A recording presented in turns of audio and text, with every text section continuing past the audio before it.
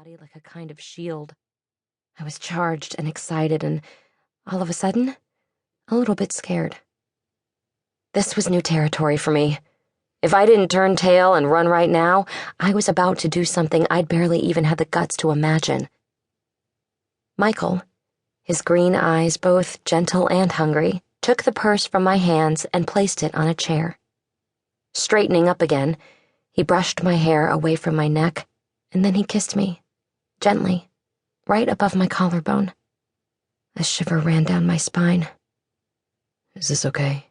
he asked softly. I remembered the way he'd kissed my fingers at the cafe.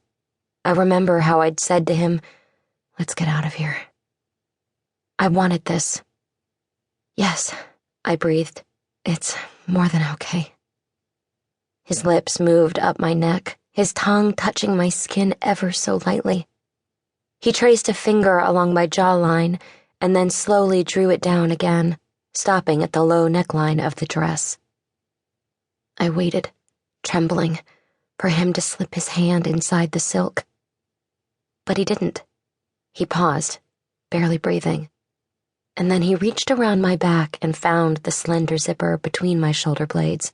He gave it a sharp tug, and the black silk slid down my body in a whisper. I stood there, exposed, breathless, thrilled, and then Michael crushed his lips to mine.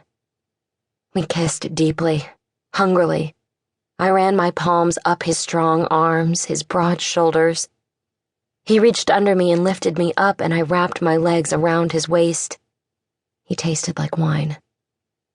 I whispered my command, "Take me to bed." Then I added, "Please." "So polite," he murmured into my hair. "Anything you say, Jane." He carried me to the giant bed and laid me down on it. His fingers found my nipples through the lace of my bra, and then my bra, too, seemed to slip off my body, and his mouth was where his fingers had been. I gasped. "Yes, oh yes, I'm really doing this." His tongue teased me, pulled at me. His hands seemed to be everywhere at once. "Should I?" he began. I said, "Don't talk. Just do." I did not add please this time. I wriggled out of my panties as he undressed, and then he was naked before me, golden in the noon light, looking like some kind of Greek demigod descended from Mount Olympus. I stretched up my arms, and Michael fell into them. He kissed me again as I arched to meet him. When he thrust himself inside me, I cried out, rocking against his hips, kissing his shoulder, his neck, his chin. I pulled him into me with all my strength as the heat inside me rose in waves. When I cried out in release, my nails dug into Michael's shoulders. A moment later, he cried out too, and then he collapsed on top of me, panting. I couldn't believe it. I'd really done it. Spent, we both slept for a little while. When I awoke, Michael was standing at the end of the bed, his shirt half-buttoned, his golden chest still visible. A smile broke over his gorgeous face.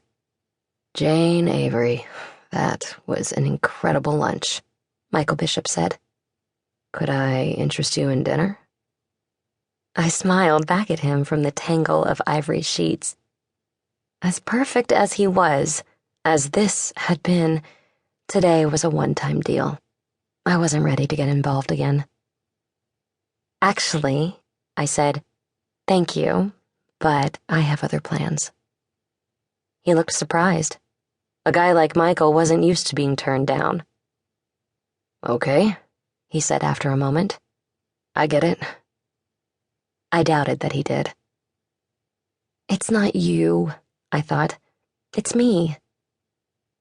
After he kissed me goodbye, sweetly, longingly, I turned on the water in the deep porcelain tub. I'd paid $700 for this room, and I might as well enjoy it a little longer.